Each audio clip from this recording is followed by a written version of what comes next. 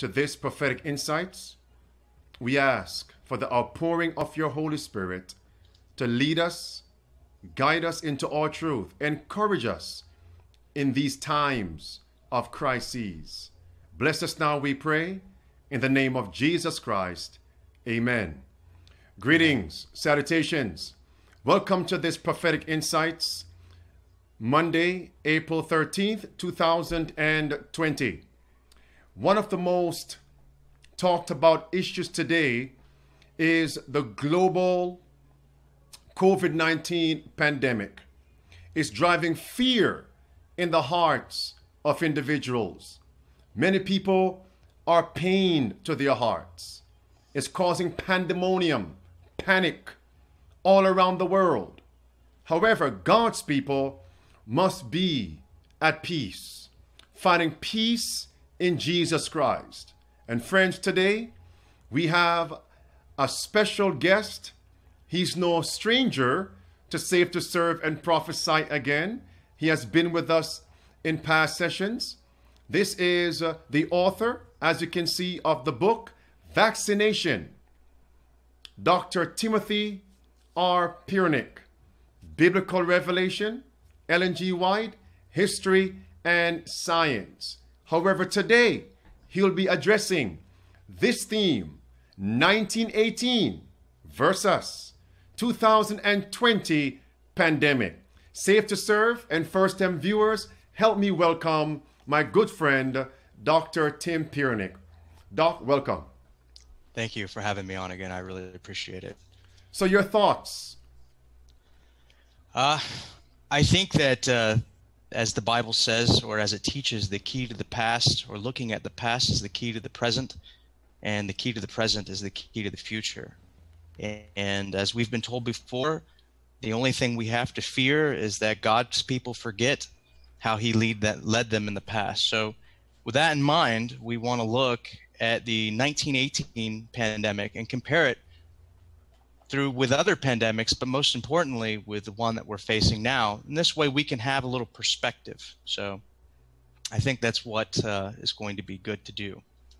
Now, Doc, I know you have a lot to share, so I'm simply going to yield the floor and you can take it from here.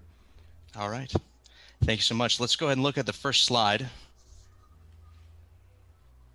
And we should be seeing, let's see, after the title slide, we should be seeing the stars falling. And I think people can see that with the text.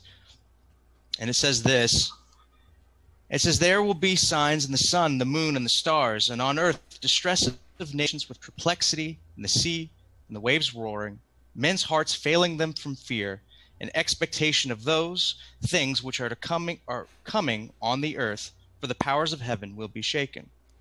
Now this text is powerful for a number of reasons, but particularly with this picture, it reminds us of the 1833 meteor shower. This meteor shower was so great and so awe-inspiring that people at this time began to repent, confess their sins, and they began to prepare for the soon coming of the Lord. They read this text here. And of course, the sixth seal in Revelation, they read these texts and they said, my goodness, the Lord is going to be here soon. People who were drunkards gave up their drinking. People who were adulterers gave up their fornicating. People changed their lives at this. Now, as we look at this picture, people today in this quote-unquote scientific age would say, those superstitious Christians who look at some sign that we can explain away with science, and they just became afraid. They did this out of fear. People went and repented and changed their lives just out of fear. But I would ask us this. People read the Bible and they believed that Jesus was coming soon, and they changed their lives over what they saw, this incredible sign of the stars falling. But what about us today? What about us today? When a man stands up and tells us that a lot of people are going to die from an invisible disease, what happens to us? Let's go to the next slide. As you can see on this next slide, what do we have? People today, what do? We clean out the meat section at Walmart when it comes to fear. It's not just that people go and repent, but people become afraid and end up cleaning out the aisles of toilet paper, Lysol, hand sanitizer, because some man stood and told us about a terrible disease. We make fun of Christians for repenting at the stars falling. And today, there's so much authority in what we call science that men and women literally clean out the grocery store believing that we're living in the end times. Imagine that. Now, I understand that the reason why people do this is there's always an appeal to the 1918 swine flu epidemic, one of the most deadly diseases to hit the earth since the plague in the Dark Ages. And there's good reason to be afraid of that. But there's also reasons to look back and say, if it happened today, would it be so bad? Let's go to the next slide. And the next slide is a common picture that was found in the newspapers at this time. This was in 1918. And you could see that they were saying coughs and sneezes spread disease as dangerous as poison gas shells. This is how bad they feared it. There's even a story of a man who was shot in 1918 for refusing to wear a mask. People were so afraid of germs, and they were so afraid of the swine flu, but the difference is they had the body count to prove it. Let's go to the next slide. And what we can see is the absolute fear that was happening. If you look at the different headlines of the people dying, they're talking about 50,000 now ill. And this was the Detroit Free Press, and this was in October 26, 1918. And so these deaths and people getting sick is being reported. So they did have the death count to warrant such fear. But as is today, not everything is as it seems. The popular media actually suppressed the truth about the swine flu. The reason why we call it the Spanish influenza is partly because there was a war going on, and every side, to hide the fact that they were suffering deaths, did not report the numbers. Spain, which was neutral at this time during World War I, actually reported honestly how many people were dying. So people found out about this flu hitting Spain, and they said, what's going on here? But the powers that were at war suppressed these numbers, and so when finally the epidemic came here, the states were unprepared. Let's go to the next slide.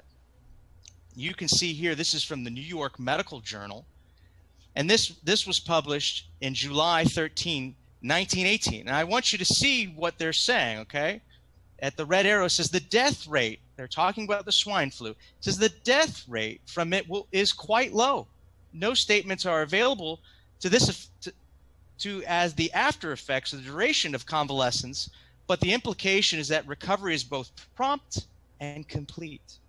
This was the data that they were feeding people. They were saying there's no big deal. And if you look at the cutout, it says no danger from the Spanish influenza. This, again, July 1918. Dr. Royal S. Copeland, Commissioner of the Health for New York, does not think that the Spanish influenza will gain a foothold in this country. Could you imagine that? Talk about eating your own words. Further investigation is needed before we know what the disease is or whether the cases reported can all be ascribed to the same organism. The immunity of our troops in France is ascribed to the great resistance which healthy, well-fed individuals offer. Friends, that was an out-and-out fabrication, published in the medical journal. We put a lot of stock in trusting science, and here they are in July telling an absolute fabrication. Let's go to the next slide.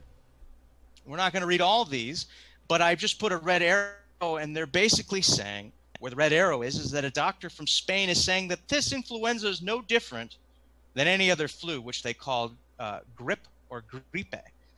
And so, in other words, don't worry. You don't need to worry about it. And this headline was drawn in August 24th, 1918. So this is from the medical journal.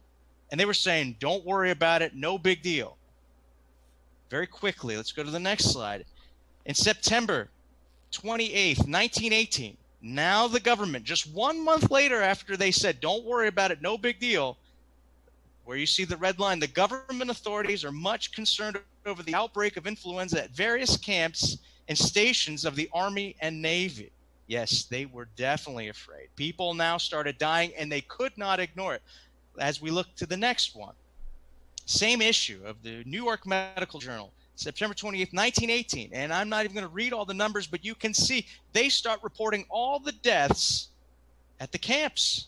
people are now dying, young men in their 20s. Now, this is an interesting point, is that when people say that COVID-19, which the official scientific name is SARS-CoV-2, when they say that this is like the 1918 Spanish influenza, it's not even close. And this, young men were cut down in the prime of life. Not so with COVID-2. Not even close. As we look at the next one, this is the Indiana State, this is the Journal of the Indiana State Medical Association. And we're just going to read the bold cutouts. I wanted you to see where it was coming from and listen to the same type of fear that the medical community had as we do today. It says, during the epidemic of pneumonia last year, the barracks were filled with soldiers standing about the stoves, coughing and sneezing. Now, I want you to understand something. The flu works in two parts. One, you get the flu, you get sick, you have the symptoms. The second part, which is the more lethal part, is pneumonia. Your immune system is now weakened. You get a opportunistic infection in the lungs, you get acute respiratory distress, and then you suffocate and die. You have what is called a cytokine storm, which locks up the bronchial tubes, fills the chest with fluid, and you essentially choke to death. Sometimes blood comes from the eyes, sometimes from the nose, because your body is running a terrible fever and you can't fight it. It's absolutely terrible. So when they talk about pneumonia, it is flu-related. So here we go. In some barracks, the noise was so great, it was impossible to hear ordinary conversation. He's talking about the coughing and sneezing was so great, it was impossible to hear people talking. The air of the barracks was thus saturated with virulent nose and throat organisms. Absolutely, I'm sure the barracks was awful. This whole solution then to the problem of prevention of disease transmitted by way of the respiratory tract is the proper technique of face mask. Fair enough. No vaccine will prevent the present epidemic of streptococcus pneumoniae and streptococcal group of bacteria change for the streptococcal group of bacteria change their offensive and defensive power so rapidly that a vaccine prepared today against the predominating organisms will be powerless against the dominating organisms of tomorrow, which is quite prescient. They actually said back then that there was no vaccine they could make for pneumonia, and indeed they're right. We don't even really have one today. Well, one that works. The second one, he goes like this: serum and vaccines and influenza. Next, he says, unfortunately, we as yet to have a specific serum for the cure of influenza and no specific vaccine or vaccines for its prevention. The various treatments now being tried are experimental and their value will not be known until the results are collected, which probably will not be until the epidemic is over. As to the serum treatment, the only noteworthy new method thus so far is injection in severe cases of influenza, pneumonia of the serum of patients who have recovered from pneumonia. So notice they're trying to do whatever they can, and they're emphasizing the importance of vaccine. This is very similar today because we don't hear about anything else but a vaccine. But notice their fear and panic as we look to the next slide. Notice what they say here, and we'll look at the large boxes. It says this: Spanish influenza and epidemic. Notice what he says: epidemic pneumonia. In the future, we will look back on this epidemic of influenza pneumonia with wonder and surprise. In spite of our vaunted advancement in medicine, we have utterly failed in the present crisis. This epidemic is going to continue until every susceptible person has been infected, just as if there were no physicians. The cause of the present failure of medical profession is its ignorance of preventative medicine. That's pretty impressive. Yes. They recognize right away that they did not have a grasp on preventative medicine. This is in November 16, 1918. It says, our medical schools have taught diagnosis and treatment, but not prevention of disease. Yes, there was some schools teaching about diet, sanitation, but most medical schools had ignored that in favor of serums and vaccines. You have to think, are we in the same predicament today? Perhaps. Let's look at the next one. Now, I want you to understand this, is that not only did they feel powerless to treat this, but the very therapeutics they used were actually life-threatening. So while we talk about the influenza and how many people died, we also need to step back and say, well, maybe the disease was bad, but sometimes the cure was more fatal than the curse of disease. Listen to what they say here about treating. He says this: red starting at the red line says quarantine seems impractical and ineffective. That's interesting. The most effective prophylactic treatment seems to be sunshine and fresh air. This is, again, the New York Medical Journal. This is what they say. In camps, these are assured by mushrooming the tents. So what that means is they would open up the tents so that sunlight and fresh air can get in. So here they are saying we don't have anything, and they're saying just through observation, this terrible virus, one of the best ways to prevent it is through fresh air and sunlight. Imagine that. And he goes on, mushrooming the tents except for during the rain in the prevention of crowding, but no system of prophylaxis seems to have been effective in preventing the spread of the disease so far. The treatment usually includes rest in bed, Dover's powders, quinine, and aspirin. And it's interesting, we have a discussion about hydroxychloroquine today, and yet here they were using quinine to treat it. Now, the reason why quinine, it's interesting, the reason why they use quinine is because it apparently, and they're not exactly sure, it's able to shut down a number of pathways on the cells, which either allow too much sodium to come in and kill it, but it basically disrupts the normal function of a cell, particularly when it's dividing with the virus, and destroys it. Now, it can cause problems for you, as you are able to read in other journals, but that's how it works. And hydroxychloroquine is similar in that effect. Some people some people argue that it allows a lot of zinc to enter the cell, which then renders the cell ineffective and it dies because of the influx of zinc. But the point of the matter is that's kind of the way it works. Now, it's also interesting to point out that they also use aspirin. Now, one of the problems when you use aspirin is that you suppress the immune system. So while someone has influenza and they're sick and they have a fever and you say, well, let's knock down the fever, well, then you suppress the immune system, and then the immune system's unable to fight when the pathogen is now moved to the lungs, and then you get pneumonia.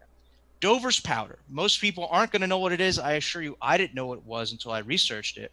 But Dover's powder is a mixture of ipecac, which is the herbal formula which causes people to throw up, and opium. So you can imagine giving people doses of this where they're throwing up and you're sedating them with opium was probably not a good idea. The best part of what they were doing here was fresh air and sunlight, because everything else they were doing, it was probably not that effective. Let's, as we look to the next one. And this is what it says concerning the treatment. This is the same journal, New York Medical Journal. This is in October. And he says this: the treatment is purely symptomatic and no general order has been issued regarding it. Each surgeon or each medical service following its own ideas regarding treatment. In other words, they let people do whatever because they were helpless. The administration of aspirin, saliprin, which is another form of aspirin, salicylic compounds, which is a derivative of aspirin, or from the white willow bark. And he says this is the routine treatment where cough or pneumonia develops, they are treated symptomatically.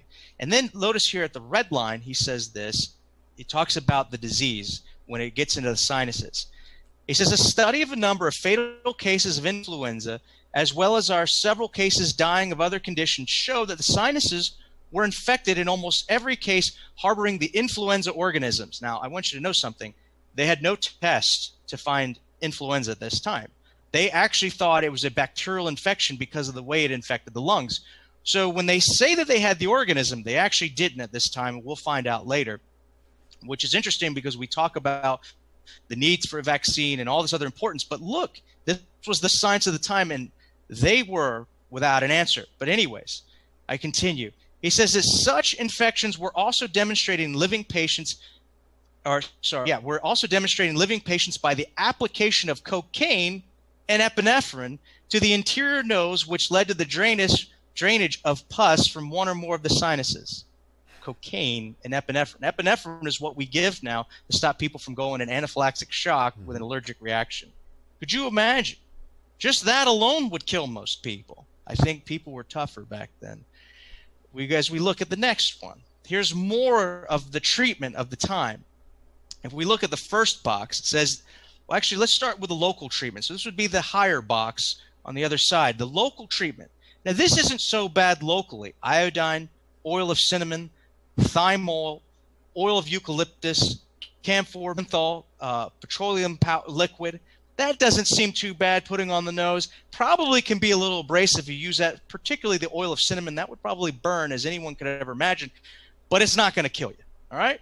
Uncomfortable, not going to kill you, might actually help some of those things. I wouldn't recommend all of those at once at all. But notice the internal treatment. Look at this other box, the lower box. It says the internal treatment consists of administering the following: quinine, phenacetin, which is like another anti-inflammatory or aspirin, ammonium, belladonna. So belladonna is the name of the plant, and the drug that is commonly used is atropine. Atropine today is a drug that they use when someone has taken in too much poison, like from insecticide. So if you get insecticide poisoning, they give you atropine to save your life. It actually prevents your lungs from filling up, and it's a heavy duty drug. Just to take it through belladonna willy-nilly would kill you. After belladonna, what do they say? An extract of opium, camphor, and they say upatory, boneset, or comfrey, which is probably only out of those ingredients, which is all right. All the others would kill you. And it says to be made into 12 dry capsules, one every 3 hours. I assure you, probably at the end of the day, you were dead, not from the virus, but from the treatment. Now, as they were talking about, they did indeed invent a vaccine. They did invent one. And as we go to the next slide, notice what happens here. They invented one. They were all, think about it, they were all like, we got to have the vaccine. The vaccine's going to save us. We need to have the vaccine. And sure enough, they invented it. And notice what happens. We read at the first red line. It says, statements made at the meeting covering the use of vaccines at cantonments and other cities where the epidemic has raged were far from satisfactory to the physician, and it was determined to continue to recommend gauze masks as the most reliable preventative. So wait, they do all this to get the vaccine, and they said it was an utter failure. An utter failure. Now notice the second red line. It says cases where the vaccine had been applied locally under the best possible conditions were recited. In each instance, influenza developed, it was said.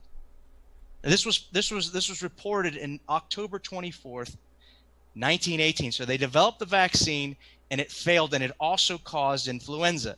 As we look at the next newspaper clipping. Yes, sir. One question. How long did it take for them to develop the vaccine since the outbreak? Do you know? That's a good question, because they remember the first slide or second slide that we saw in July, they were pretending that there was no pandemic. So we don't know when they started working on it, per se. They might have been working on it, but that's fast track regardless. Let's say they started in August. They had it by October. By October, correct. And now they're saying not until 18 months for COVID-19 to develop and actually try. Yes. Do a trial run on the vaccines to see if they're potent enough. Right. Well, the worst part about that is that they're going to tell you that it's very safe, and they're going to tell you it's very effective, but not because they're going to do a nice randomized trial, not because they're going to compare the unvaccinated with the vaccinated. They're going to do that because they have this assumption that vaccines are always safe. So they're like, well, in comparison to other vaccines, this vaccine is safe. Even if the other vaccine causes anaphylactic shock, neurological disorders and seizures, if this one does too, it's still considered safe because it's being compared to another vaccine. So that's generally how they roll. So as we look at this slide, you can see the article clipping. It says health talks from William Brady, MD. All right. So this is a guy who generally does believe in vaccines. Listen to what he says here, right at the red line. It says, Colonel Victor C. Vaughn of the Surgeon General's office states that in the Army cantonments, vaccines have been tried with great thoroughness and has not done a bit of good. He quotes the colonel after they've looked at it. But then, to be fair, he lets someone else represent it. He says, Dr. E.C. Rosenau, Rochester, Minnesota, holds that the properly prepared bacterial vaccine confers considerable protection for a period of at least 6 weeks. How in the world is that even effective? Anyways, especially when administered to expectant mothers who have feeble resistance with the flu, whatever the flu may be. Now, notice this.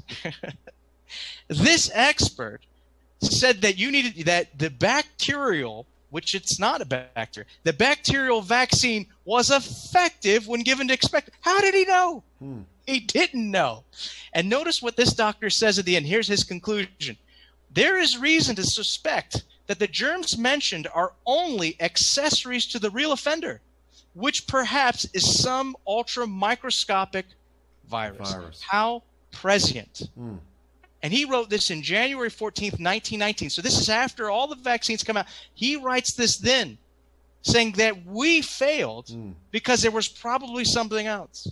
Now, it's hard to imagine today because we put so much trust in people who wear white coats and have titles that they could ever be wrong, that they may have the wrong thing that they're injecting us with.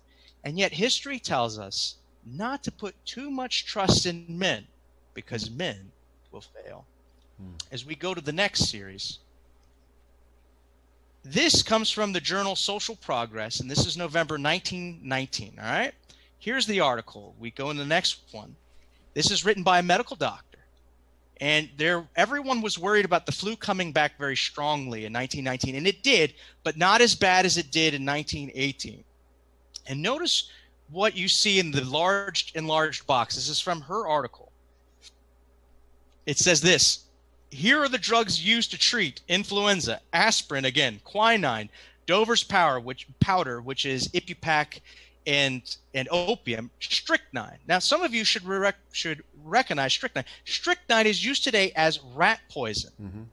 They were given that in the flu. No wonder people were dying. No wonder why people didn't have the answer. You were giving rat poison. Calomel, which is mercury. Phenacetin, which is like another derivative of aspirin. Salicylate's another derivative of aspirin. Monobromate of camphor, and morphine. Hold on. And they were giving this to expected mothers? No, they were giving this to anyone who had the flu, which could have been. Exactly. I mean, could have been, right? But think about that. That's what they were giving. And so the way that it worked, as I said, is you get the flu first, and then you got pneumonia. So if you somehow lived through the flu, there's no doubt you would have got pneumonia after taking this drug regimen. And so notice what happens. Drugs used in pneumonia. Next column. Calomel, again, mercury. Alcohol, again, with a rat poison. Digitalis. Digitalis comes from the plant foxglove, which we use today in a drug called digoxin, which is essentially a cardiotropic. It strengthens the heart so it can push while slowing it down. It is a very powerful and very lethal drug. Atropine, as I said, is a drug that we use today to save people when they've breathed in too much pesticides. Nitroglycerin, which is to open up the arteries. Ammonium, camphor, epinephrine, again, pituitary, sodium benzoate, oil of eucalyptus, extract of gentian, which is actually poisonous to ingest, sulfonal and trional. This is still more poison. More poison. Utterly amazing. If we could put an asterisk near every single death of the 1918 Spanish influenza, it would have to say died of the treatment. It should, because I don't know how anyone could live taking this. I think if a doctor did this today, he would lose his license. He'd be in jail. That should tell you something about putting all of our trust in medicine. We go to the next slide. Now, I want you to hear what this doctor says. This is very important to hear. And this was written in 1919, November. This is what she says. She's going to talk about the disease, and this is important. First red line: fear, worry, and panic are the flu's allies. Is there a lot of worry? Is there a lot of fear right now?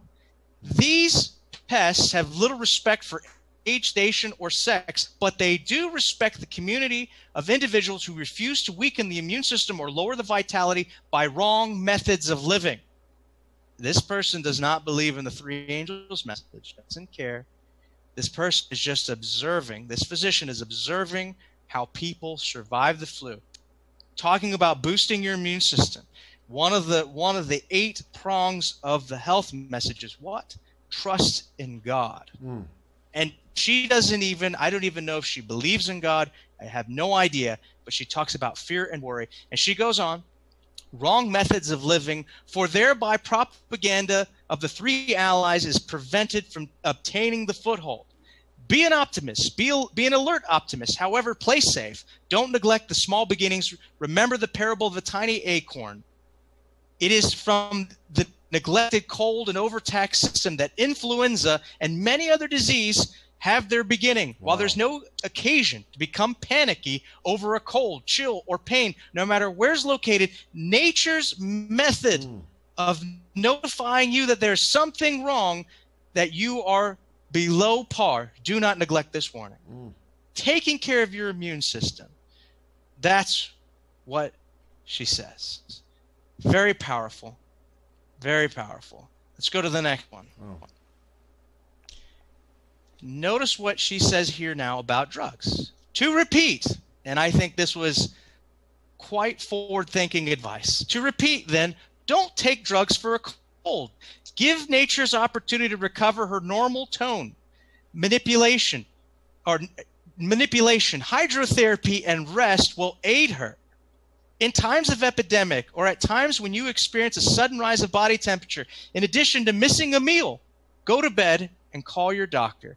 Temperance in eating, hydrotherapy, manipulation, whether it be massage, chiropractic, osteopathic, that's what she would have been talking about in 1919. She goes on, let's go to she says this, all disease is the result of disobedience to nature's laws. Those are the very words from the Spirit of Prophecy. That yes. Disease is an effort of the body to cleanse itself. That's right. That's right. And suppressing that leads to greater disease. It's interesting. And again, looking at the drugs they were giving to treat this influenza epidemic, you can see why people would be devastated. Absolutely devastated. But there was a group of people that did have an idea of how to treat this disease using hydrotherapy.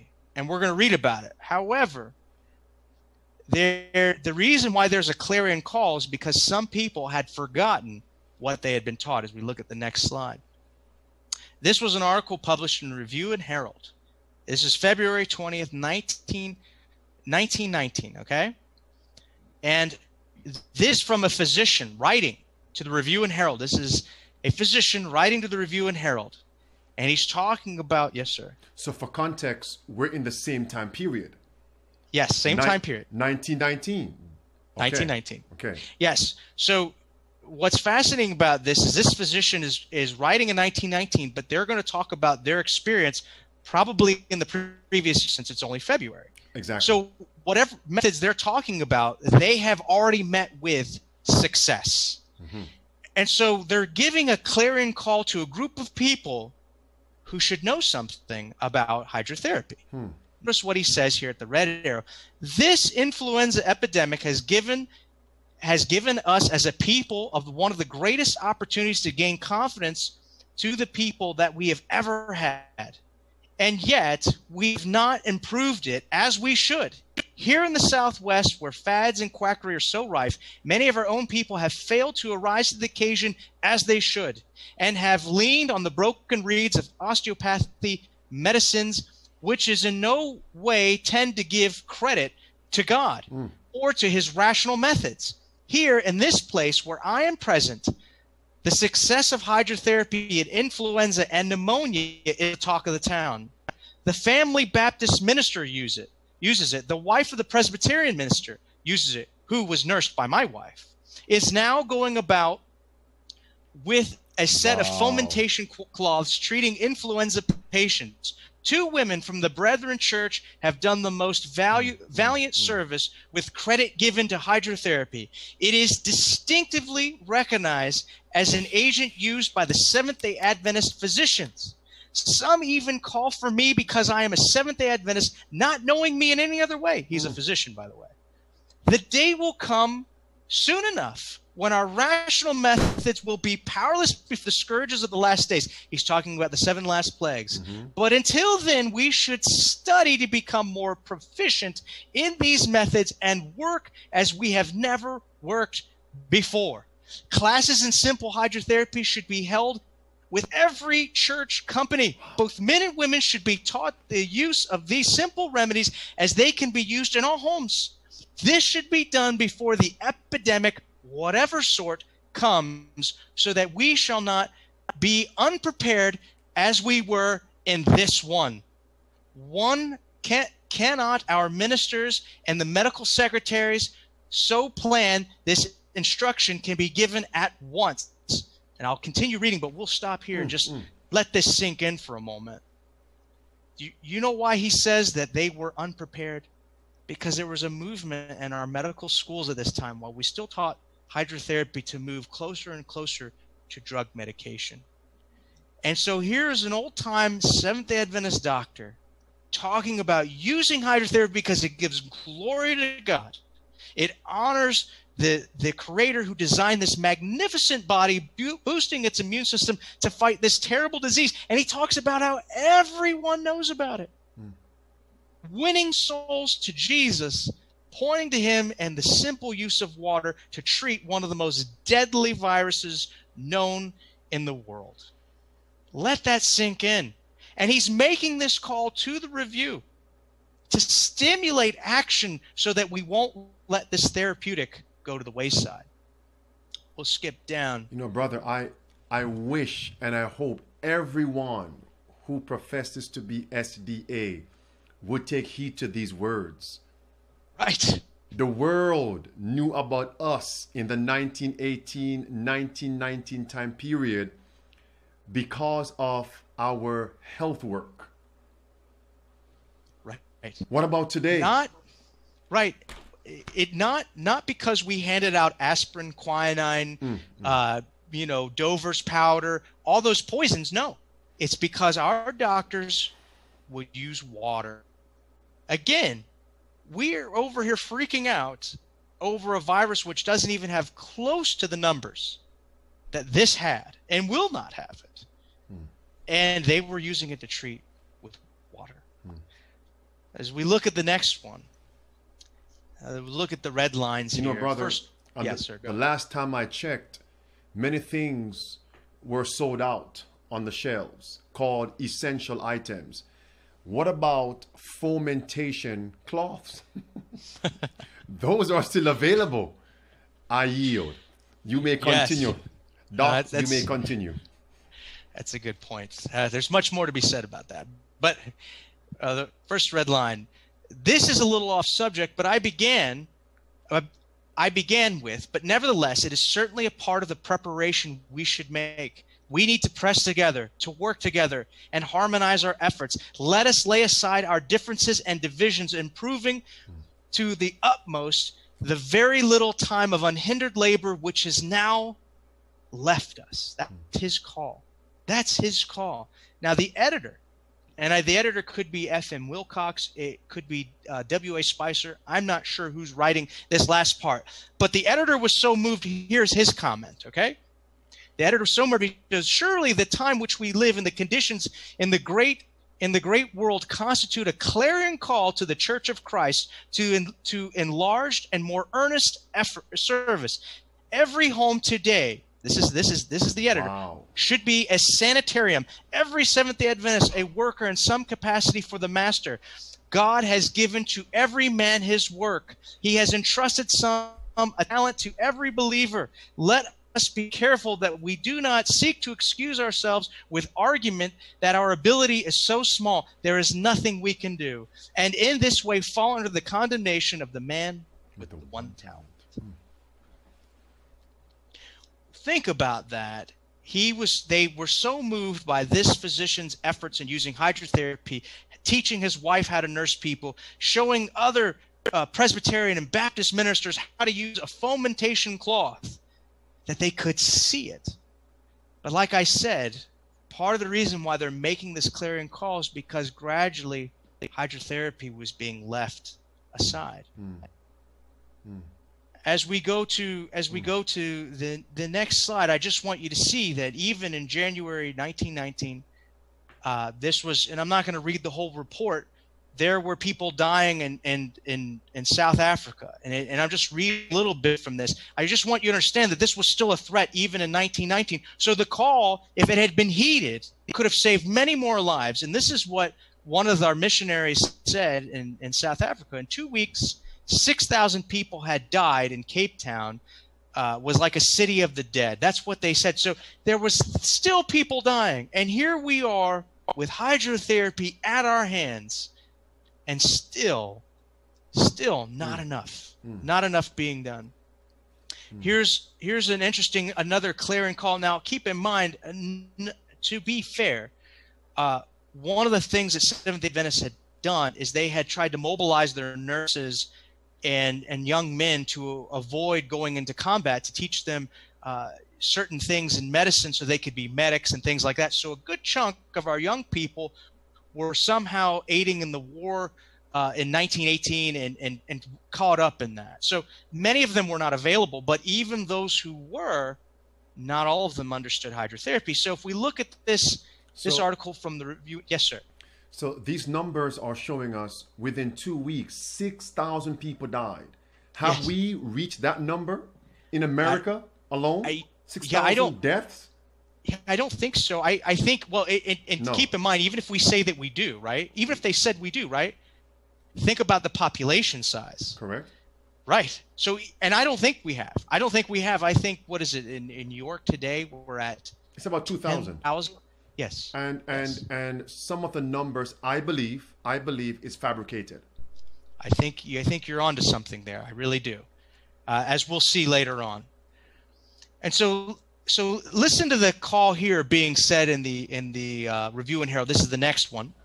It says the medical department fully realizes the necessity of furnishing just this kind of help to our people. In other words, training people in hydrotherapy. The recent war, which has caused such a demand for our young men who had any kind of medical training and hospital service, and our young men entered this line of service in preference to any other, together with the terrible experience of the influenza epidemic, through which we have just passed and are still passing, has demonstrated the fact so often expressed in the testimonies that every Seventh-day Adventist should be a medical missionary, and every Seventh-day Adventist home a small sanitarium. All our young men, yes, sir. I'm on fire now, brother. I'm on fire You're feeling now. it. Yes, You're go feeling ahead. it. If think about it, it took a crisis to get to this point, and it is another crisis today that should make us wake up. Instead of, the other day I was at the grocery store and I was shocked to see the ice cream rack completely empty. And I was walking by and I couldn't believe it. I was like, if I was worried about a terrible virus that was going to attack me, why would I be raiding the ice cream rack? But again, what about the actual things that could be helping us? Cloths, buckets, tubs, all these other things. I mean, in some locales, they've actually shut down health food stores. Shut down the one place that can help people boost their immune system? Yes. Insanity. Anyways, let me finish this. It says, all of our young men, had they been properly trained, might have been in the hospital service during this war, where they could have had inestimable privileges in the missionary lines. Every young person, yes, every member of our denomination, old and young, male or female, might have been busy night and day during the present epidemic if they had been prepared. If they had been prepared. What's the old saying? The only failure is the failure to prepare, right? That's how it is. But I want you to see something here. Seventh-day Adventists were realizing that they had been given a gift from heaven, the understanding and the direction to use hydrotherapy.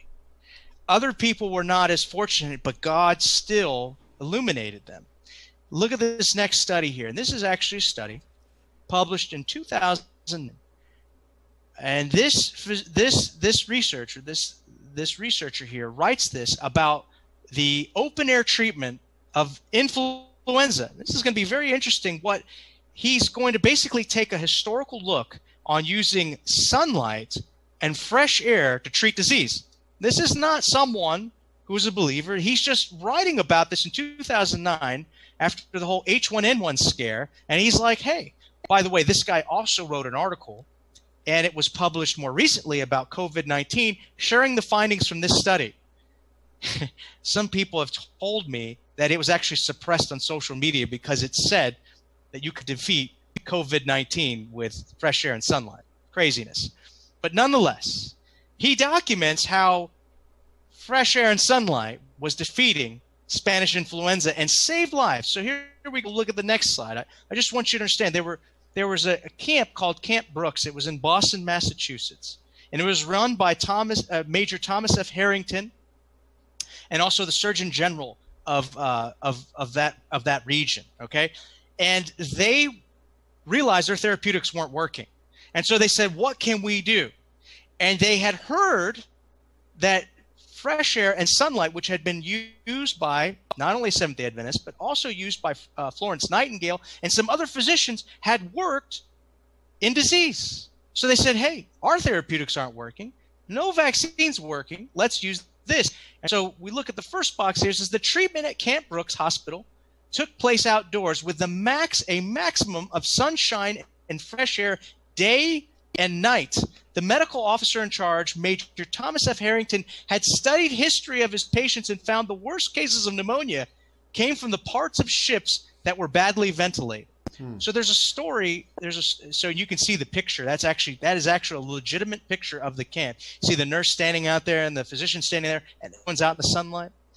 So the story that he had heard, Major Thomas F. Harrington, was a story about when they would put people on boats and disease would spread in a boat. And as you can imagine, with Atlantic travel on a rickety wooden boat that was constantly moist inside, so you could breathe in all sorts of filth. Sailors didn't shower. They ate garbage. They drank rum all day. So it was a perfect petri dish for disease. And so one of the things they would do is all these men would be put in bunks. And they found that when people were about to die, they would put them on top of the boat, and so that way they didn't have to go down into the hull, take someone out who just died and throw overboard. They just put them on top of the boat, so as soon as they died, they could toss them overboard.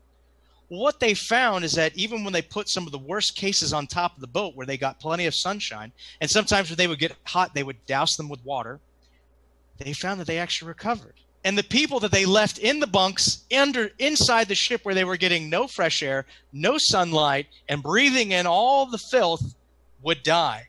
And so they thought were going to die, were on top of it, lived, and the people that they thought were going to live, that they left in the bottom of the boat, died. And so this good doctor said, hey, I heard about this. Let me put this into practice.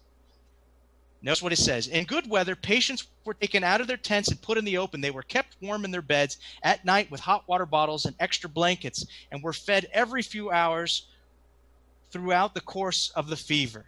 We'll just leave it there.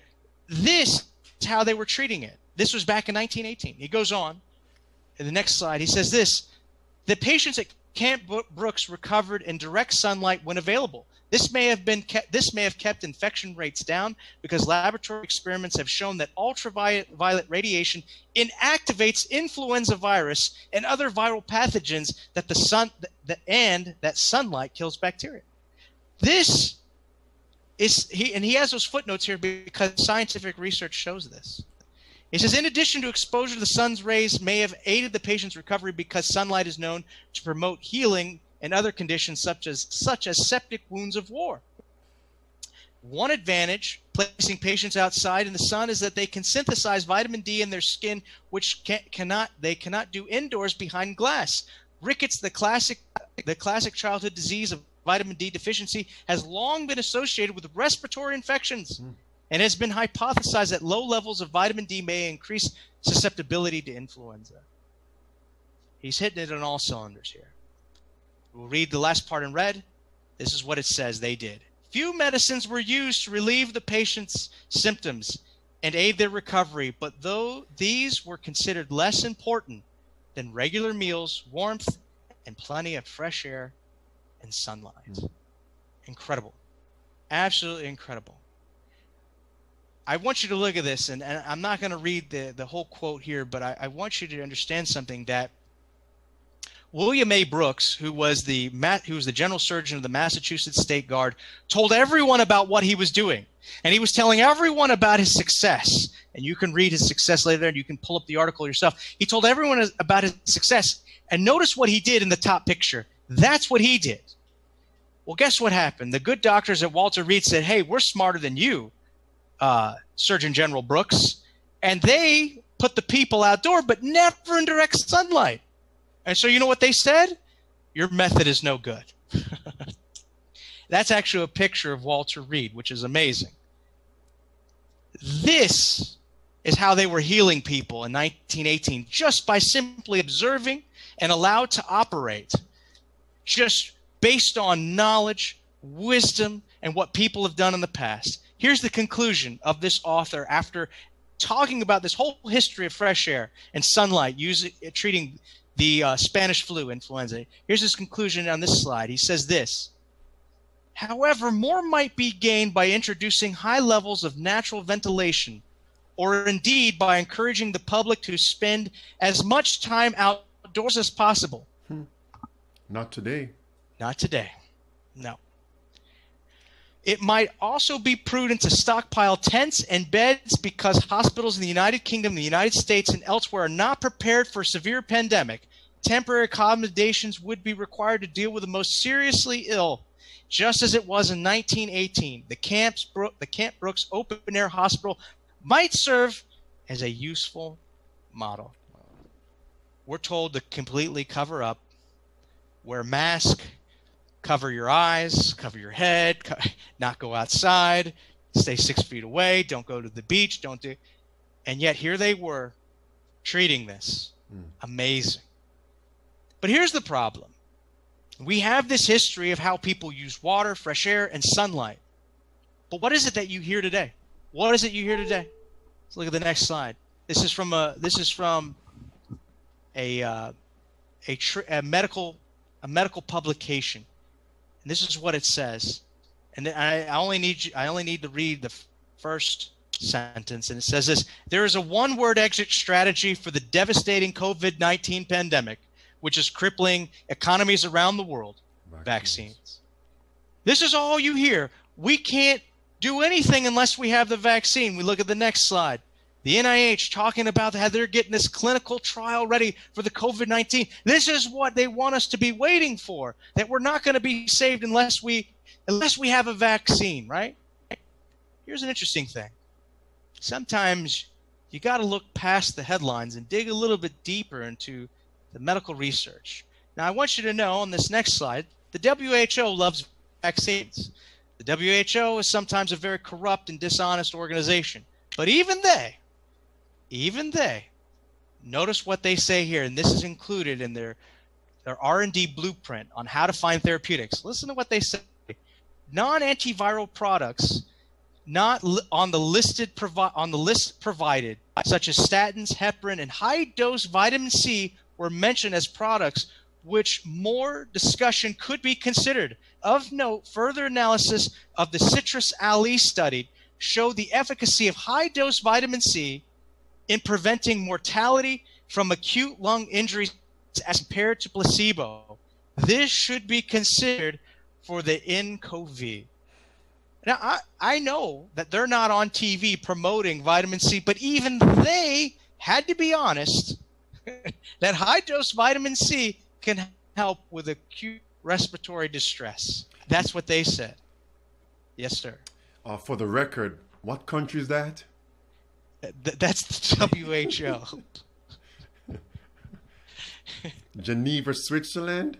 Yes. Not Washington, D.C., the United States? Okay. Yes. It makes sense, and that's a very good observation, because as you'll see, it's only going to get worse. Let's go to the next slide. So if you look, this is from the Journal of Orthomolecular Medicine. A lot of people make fun of these guys, but they do good research. They believe in using all kinds of vitamins. And it talks about this. Now, if you look at the authors, they actually have Chinese last names, except for a few. They're actually doing this research in China, and they were using intravenous vitamin C to fight off acute respiratory distress, and they were finding success in it. You can read the article. They were using intravenous vitamin C, giving people these doses and saving their lives. Now, for whatever you want to say about China, and there's a lot to be desired about the type of government and practices, particularly when it comes to religious freedom, that goes on over there. There's a lot that can be said. But there's something that people need to understand. Over here in the United States, all we hear about are vaccines. When it comes to preventative medicine, you go to your doctor, he says, "How are you up? Do you have your flu shot? Are you taking a blood pressure, an antihypertensive? Are you taking a statin?" Or this is preventative medicine here. It's not, are you eating enough greens? It's just preventative medicine. Are you taking a drug? And do you have your vaccines? That's it. Over there in Asia, your standard primary care doctor, if you will, is a traditional Chinese practitioner. Now, a lot of us believe that traditional Chinese practitioners worship dragons and stick people with acupuncture needles. But the majority of TCM is actually herbalism, herbs that without a conscience any person could use and not believe in TCM. Nonetheless, that's who they go to first. They go to these doctors and say, what herbs should we use? If only there were studies talking about this. Let's look at the next slide. Notice this. This is in China. And one of the reasons why TCM, or traditional Chinese medicine, herbalism, if you will, is so highly favored is because it is dirt cheap. If you have 1 billion people that you have to provide health care to, it is very expensive to make sure they have all their vaccines and all their drugs. It is a lot cheaper to say, take licorice root. Notice what it says here, looking at the orange arrow. TCM is highly valued by the government of China in their campaign to contain and eradicate SARS-CoV-2, or COVID-19. For example, the Health Commission in 26 provinces have officially declared that TCM should be used in combination with conventional medicine in the treatment of COVID-19 patients. On 17th of February, the National Health Commission of the People's Republic of China reported that 60,107 confirmed cases of COVID-19 patients have been treated with traditional Chinese medicine. What are they using?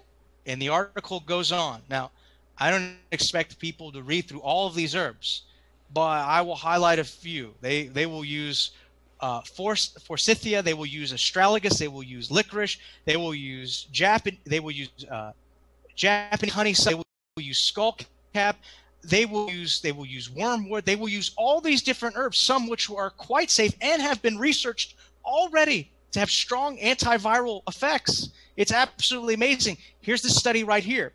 One of the key components, and you can see, one of the key components of licorice root is glycyrrhizin. Glycyrrhizin has the ability to shut down viruses. If you look carefully at the pictures here, the picture A is a regular cell culture, which is nothing in it. Picture B is a cell culture that allows a virus to come in there and chew it all up, okay?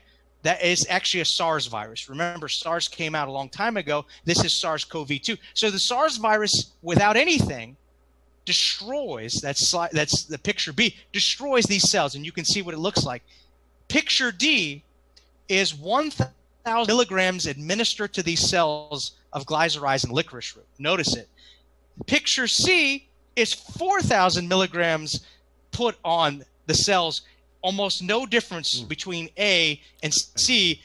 The difference is glycyrrhizin. Licorice root. Oh, if we only knew about this, right? Well, no, we already did. Go to the next slide.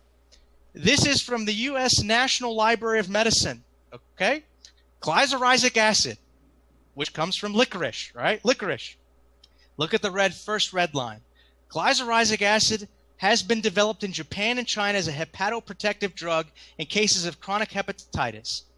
From January 2014, glycyrrhizic acid as part of licorice root extract was approved by the FDA as an existing food sweetener. It was approved by Health Canada to be used over-the-counter products, but all the products are currently on the status of canceled post-market, which is sad. Notice they say this based on the research. Glycyrrhizin is a saponin-like compound that provides the sweet flavor for glycyrrhiza glabra, or licorice, with the potential of immune modulating anti-inflammatory, hepato and neuroprotective, anti-neoplastic activities, anti-cancer, antivirus, protective of the liver. They already know. But is Dr. Birx or Dr. Fauci talking about this? No. Vaccines. What do we have here? What's that? Vaccines. Vaccines. That's all we hear. We look at the next slide. This is from an article taken off of it's in 2018 article, and this is from the journal Viruses. And so they talked about ginseng, which is another Chinese herb. Okay, whether you want to take ginseng or not, just notice that they know that it can fight viruses. And here they are injecting mice with H1N1, H3N2, H5N1, and H7N9. All right? Listen to what they said. Mice that were inoculated with a moderate dose of fermented ginseng extract samples and a lethal dose of virus were protected against weight loss with 100% survival rates. That means that the other mice that they injected with the viruses died, and the ones that they injected with ginseng lived. Let's go to the next slide. Again, here we are again. In 2020, you can see the brief graph of showing how ginseng root can prevent acute respiratory disease. It's been shown over and over again to be a potent antiviral. They're using it right now in China. But over here, yes, sir. I was going to say, it is just natural to think that some folks in China are actually taking these herbs. They are actually taking these herbs. I mean, you'll have to deduce that fact. Yes. And if they're living, because the numbers, as far as I'm concerned, I don't know what to make of all the numbers that we hear. I don't know. But if their numbers are going down and there's no vaccine and they're legitimately going down and they're taking herbs, what does that say about what we're facing here?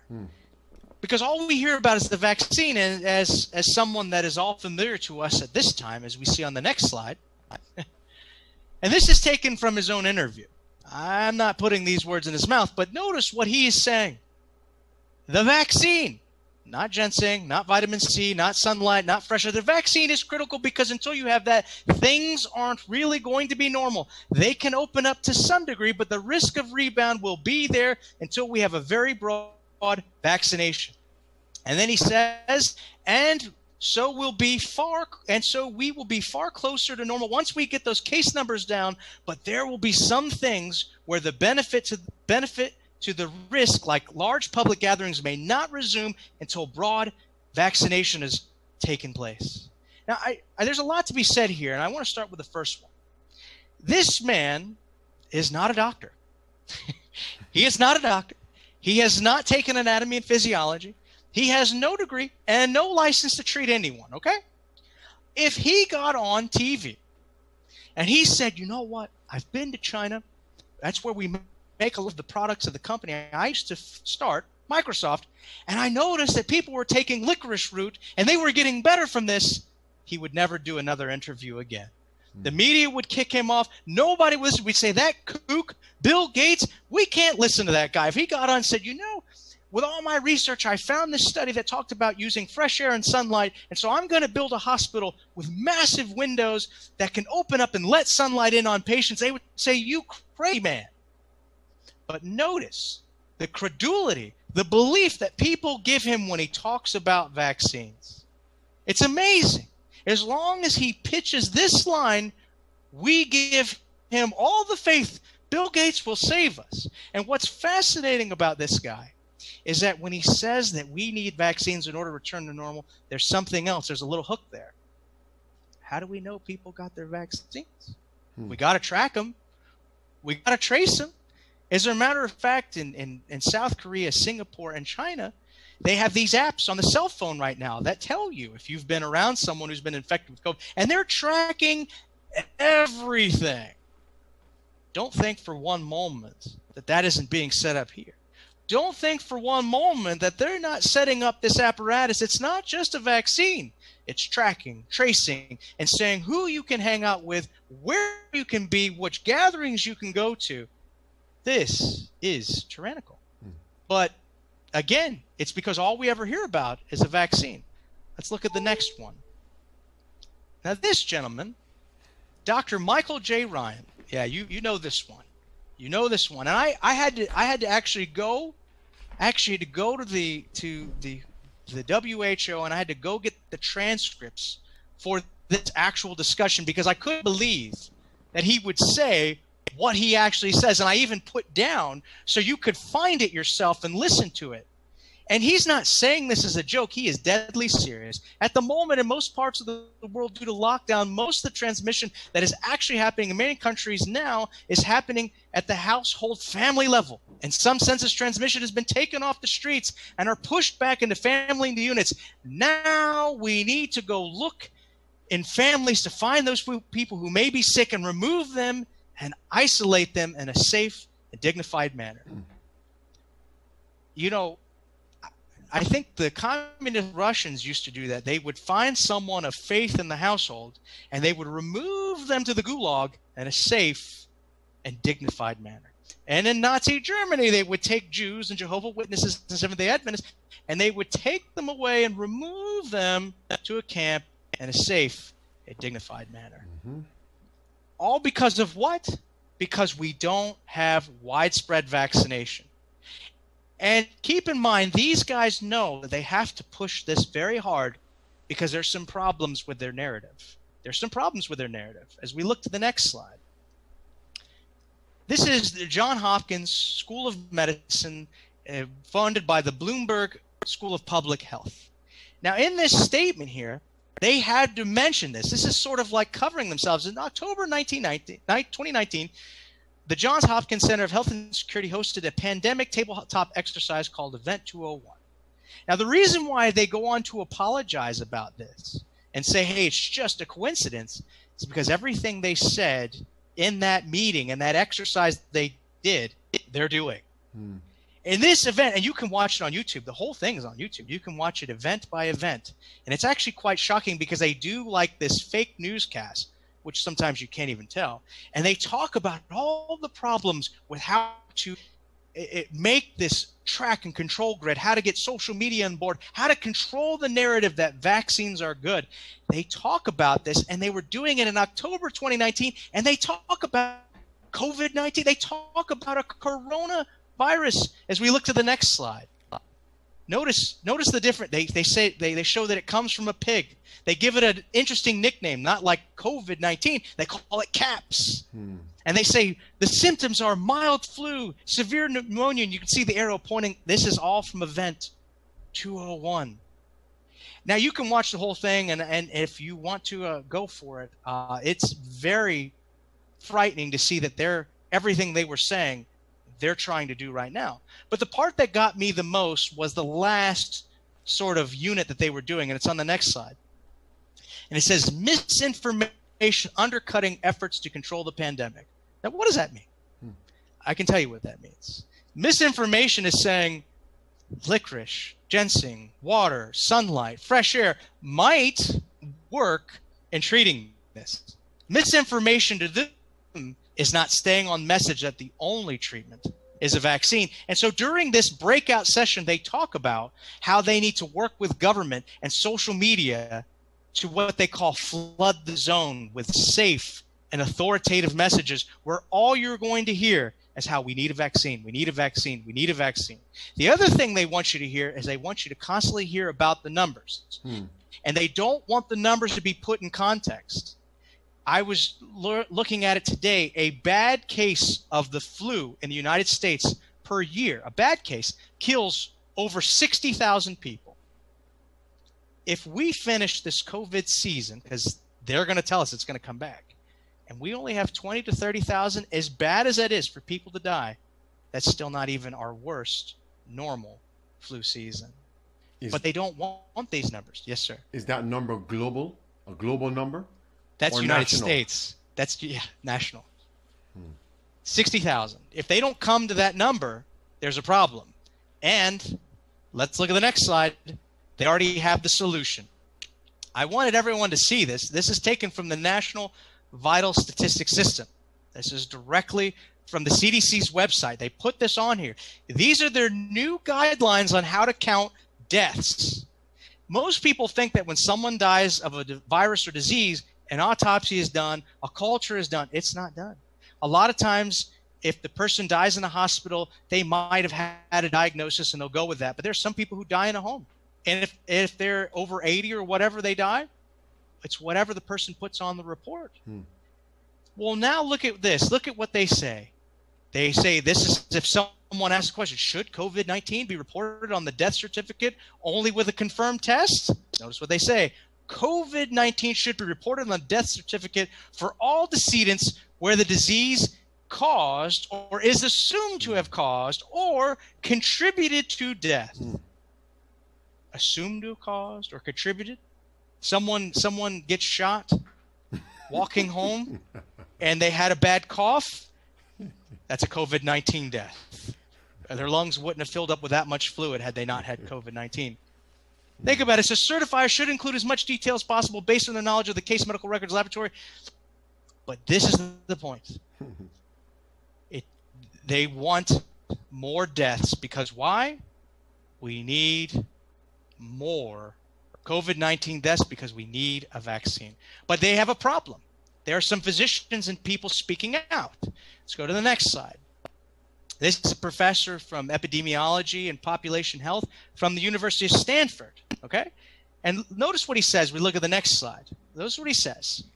The data collected so far on how many people are infected and how the epidemic is evolving are utterly unreliable. Now look, this isn't some guy who works for some publication about finding your chakra. This is a guy who works for Stanford, and he's saying that the data so far is utterly unreliable. Given the limited testing to date, some deaths, probably the vast majority of infections due to the SARS-CoV-2, are being missed. We don't know if we were failing to capture infections by a factor of 3 or 300.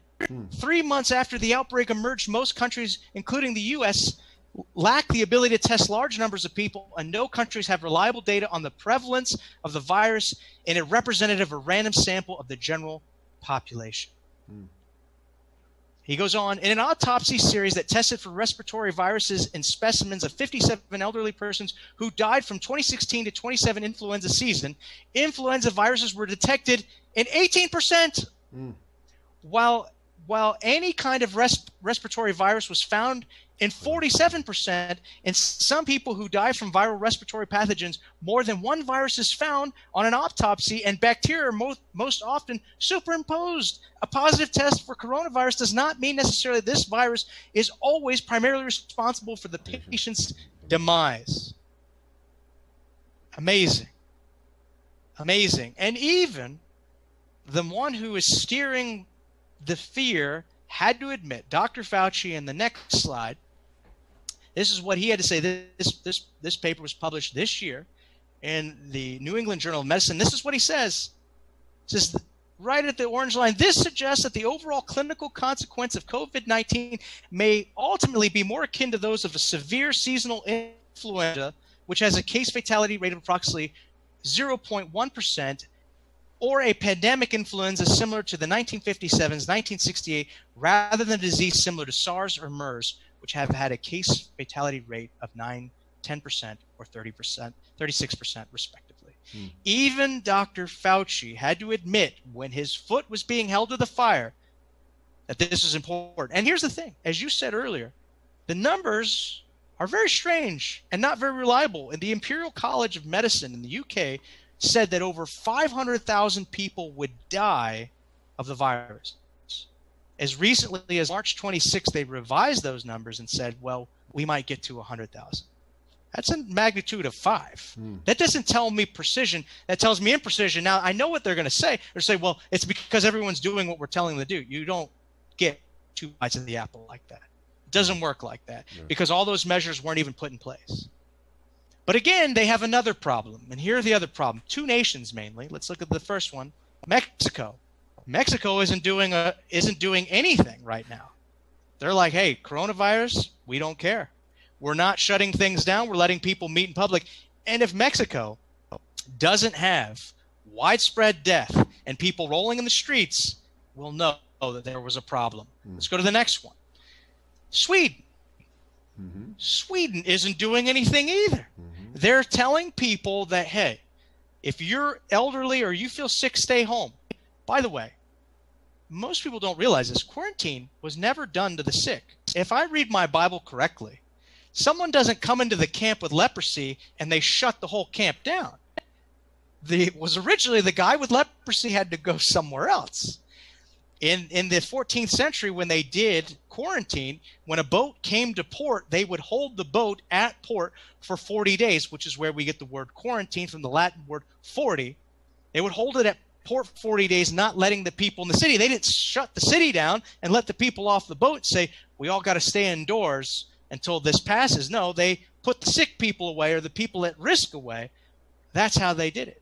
So if the numbers don't pan out, especially in these countries which are doing nothing, that tells us something about what we're facing. But that brings us to the next slide. And this is a very nice interview. You can see it. This is with our good friend Colbert and Neil deGrasse Tyson. And I like what he says here. He talks about the COVID-19. And what does he say? He says, I believe this is an experiment. Experiment for what? To see whether or not people will listen to scientists. You mean scientists that are the new high priests, the new prophets that we have to listen to? And the answer is yes. I love how Colbert sits there and he's correcting his glasses. And he's looking intently at this man because he's a scientist. I want you to see something about science and its predictions and how it's always worked out in the past. Let's go to this right here. This is taken from the New Scientist. This is a 1982, August 26th edition. And I'm not going to read it, but I want you to see something. The title of the article is Villains of the Swine Flu. Well, what happened then? In 1976, they were predicting that everyone was going to die from the swine flu epidemic, right? And they rolled out a vaccine quite quickly. That there was going to be so many deaths. And there's a picture of Gerald Ford taking the vaccine, smiling, saying, hey, I'm doing my part. Look at me smile. We are listening to the scientists. Let's look at the next slide, except for there's one problem with that.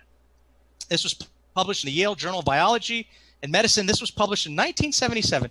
Listen to what this author says. There are two indications that the program failed. What program? The program to roll out the swine flu panic. Notice what it says. There are two indications that the program failed. A direct one that can be recognized today and an indirect one that bears future on mass immunization campaigns. The first, the goal of vaccinating more than 210 million Americans did not even come close to that realization. The national program began in October 1st, 1976, and it was halted December 16th, 1976, because about 200 people had come down with Guillain-Barré, a very rare and usually temporary paralysis. Amazing. And the other reason why this failed, is because they predicted there were going to be way more deaths than ever occurred. They rolled out a vaccine and ended up causing Guillain-Barré. And she says 200. It was way more than that. I was looking at the American Bar Association journal, and they were showing lawsuit after lawsuit against vaccine manufacturers because you could sue them in those days, where people were suffering terrible effects from Guillain-Barré. Some people even died. That's why it stopped. But let's go on. We're trusting science here. We're doing Neil deGrasse's experiment. Yes, sir. It's interesting how we are told, in order to combat climate change, listen to whom? The scientists. That's right. That's right. No matter what we do today, we need to listen to the scientists. This is an article published in 2010, and notice what this author says in the New York Post. False prophets of the swine flu pandemic. And there he has a picture of the former head of the WHO. Notice what he says in his article.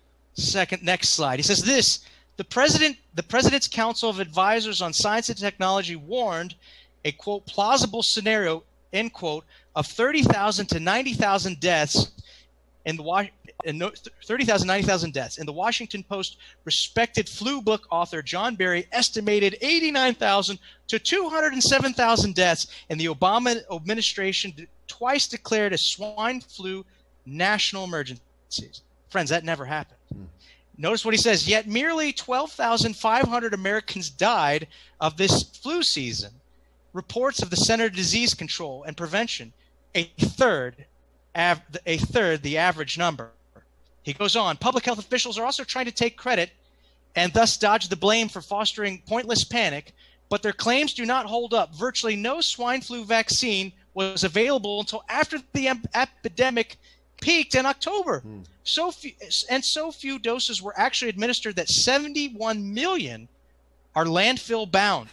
Hand washing campaigns probably also had little effect insofar as there's little evidence that hand hygiene prevents flu spread. Notice he says this last. In fact, it was clear from the onset of the swine flu was remarkably mild. New York City data from spring 2009 showed that regular season flu was 10 to 40 times deadlier.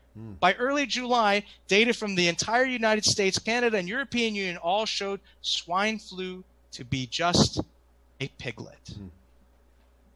Again, we're trusting in Neil deGrasse Tyson because he's a scientist. Let's look at the next one. And there was a problem with the vaccine, not often reported. Here's an article. This is in the journal Sleep, written by a number of authors. Notice what he says here, talking about the H1N1 vaccine. He says cases reported here with their temporal link between vaccination and the disease onset and unusual clinical presentation with rapid development and severity of excessive days time somnolence and cataplexy suggests that H1N1 vaccine or exposure may trigger narcolepsy. Seizures. Narcolepsy was triggered because you would get an immune storm and it would start to shut down the body and you would pass out. And this was horrible in children. And this was published in 2010. Guess what? Next slide. They actually went back, restudied it, and in 2019, they affirmed the research. They said the association between the receipt of pandemrix, which is the vaccine, and the development of narcolepsy has been consistent in the countries in which it has been studied. In other words, it was there. So not only they roll out a vaccine which many didn't even get used, but it actually caused a neurological disease of narcolepsy and cataplexy in young adults and children. We are to trust science. And the question is how far will we go in trusting science? Let's look at the next slide. Will we agree to drones monitoring us as we go outdoors? Will we agree to them tracking us through the phone and watching over us? Let's go to the next one. This is in France. They're already rolling, and those of our French audience can read this. They're already rolling out apps on your phone to track and trace you wherever you go. This has already begun. Listen, we just finished the Easter season where many Christians would go to church. There are reports that the governor of Kentucky told his troopers to go to churches and to take pictures of license plates and then force these people into a mandatory 14-day quarantine, which is, in the King's English, house arrest for 14 days for violating his decree because, AKA, the coronavirus. How far are we willing to go? And better question is, how far are they willing to go? Sounds like they're willing to go quite far. Let's look at the next one. This is from a actual industry publication on vaccines, and they're talking about a microneedle array developed for the vaccine. That means it can be a patch that you can put, which can also be tracked. These microneedles can be inserted in you, and they can put it there to give you the vaccine. How far are we willing to go? All in the name of public health, willing to track, trace, force vaccinate, take away your freedoms, forcibly remove children and families from their homes. How far? Let's look at the next slide. People were arrested. People were, given citations for watching a sunset in their cars. Not a threat to anyone. If there's anything you can see from this whole quote-unquote pandemic is that every single politician is able to express to some degree their inner tyrant. And under these powers of emergency can do whatever they want, whenever they want. There's no judge. There's no jury. There are simply decrees from governors, from mayors, you name it. And again, It's not just how far are we willing to let them go, but how far are they willing to go in all of this? Again, if you've been watching the news as I have and you've been seeing all this, it gets more and more Orwellian as the day goes on. As we transition to the next slide, and we can see here that this writer's talking about the United States is becoming a police state. He's saying it's becoming a police state, and he talks about how a guy was arrested for paddleboarding in the ocean. Paddleboarding in the ocean. There were people who were issued citations for doing a drive-through Easter. Now, as someone who's a believer, I'm not for drive-through Easter celebrations if you're going to celebrate Easter at all. If you're going to honor the Lord's resurrection, I'm not for that. But I also believe in religious liberties, and if that's what you want to do, I believe that you have the right to do it. But what I disagree with is that even if you're trying to be respectful for public health and you have drive-through services, the government shutting you down for that. As a matter of fact, we found that the governor of Michigan has banned the sale of seeds, has even required people to stay home, and if they have a second home, which many people do in Michigan, up in the Upper Peninsula or in North Michigan, where it's very nice in the spring and summer, she's saying you can't even go there. And they don't want people going out on their boats. Listen, I've lived in Michigan for 3.5 years. That lake is pretty big. People can spread out quite far in that lake and not even come close to each other. And she is against it all. Again, the inner tyrant is being expressed. It's happening right now. And people need to be aware. We need to wake up. Let's go to the next one. This is where it gets, this is Dr. Fauci. No shaking of hands ever again. Is this the world that we're going to live in? We're not going to shake hands ever again? With a virus, mind you, that is not as deadly as the swine flu epidemic, the Spanish swine flu epidemic of 1918. And how is that fought? Fresh air, sunlight, water, diet. That's how it was fought. And we're going to give up shaking of hands for something that may not even kill more than the regular severe flu. It leads us to a question. Who has become the new high priests of society? Who has become the new prophets? And what is this new religion? Let's look at the last slide. Sometimes when we look back at the history, we say, how could people offer their children to an idol? How could they surrender all of their rights and freedoms? Maybe because that idol was telling everyone to wear their masks and keep a social distance. Maybe because that idol used some invisible disease and said, if you don't do what I say, I can't protect you. Friends, we need to put things in perspective. We need to put our trust in God. And we need to be very skeptical when someone comes and says you need to give up all your rights in the name of science. I'm sorry. Science is a man-made, human, fallible tradition. Important, but fallible.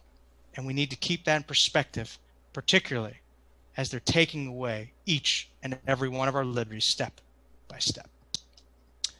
And I think that's where we'll leave it. All right, friends. I want to thank Dr. Tim Perenich for making the sacrifice to come and share with us these pertinent information on 1918 versus 2020 pandemic, giving us inside information as well as the practical things that we can do in order to get ready. Kindly remember his book on vaccination. All right, friends. One question for you, Dr. Tim, as you go. Yes, sir. Hydrotherapy sessions. Yes, sir. Is it possible you can return? We can talk about this off the air and possibly share with us. Yeah, we do. There's a lot of cool technology now that makes it even easier, and a lot of things that can be done. But we need to talk about it because it's important. Yes. All right, friends. Let's say a word of prayer at this time. Father in heaven, we want to thank you for abiding with us. We want to thank you for blessing us with this information. We recall the words of Scripture To whom much is given, much is required. May we be found faithful with the talent, if it's one or two, you have imparted to us for the salvation of people around us, beginning in the household of faith. Save us, we pray, in the name of Jesus Christ. Amen. Amen. Maranatha.